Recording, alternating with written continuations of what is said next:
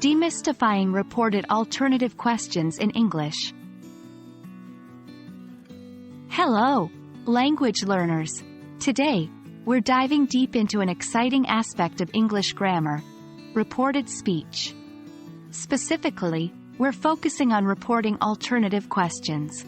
As always, don't worry if it sounds complex. We'll break it down together, step by step. Let's kick things off by recapping what reported speech is.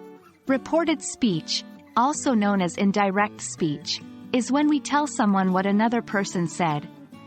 For instance, if John says, "I am happy," and you tell someone else about it, you might say, "John said that he was happy." Now, let's talk about reported alternative questions. An alternative question is one where you're presenting two or more specific options, like, "Would you like tea or coffee?"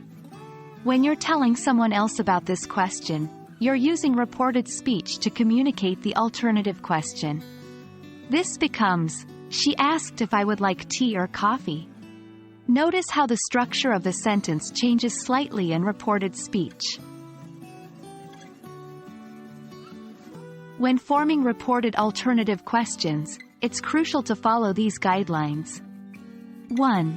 Start with the reporting verb, e.g., he asked, she wondered, they wanted to know. 2. Use if or whether after the reporting verb. 3.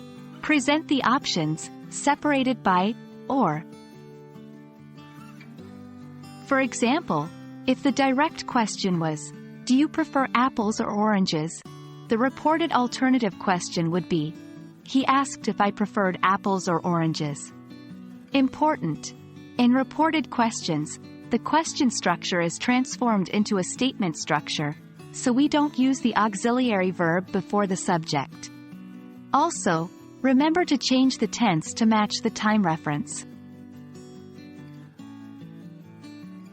While forming reported alternative questions, it's easy to slip up. Here are some common mistakes to avoid. Don't use question word order. It's not, "He asked do I prefer," it's, "He asked if I preferred."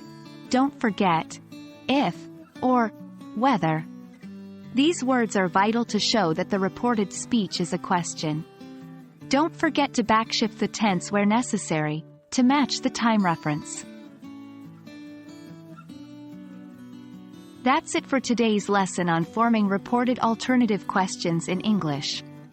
I hope this has made this aspect of reported speech clearer for you.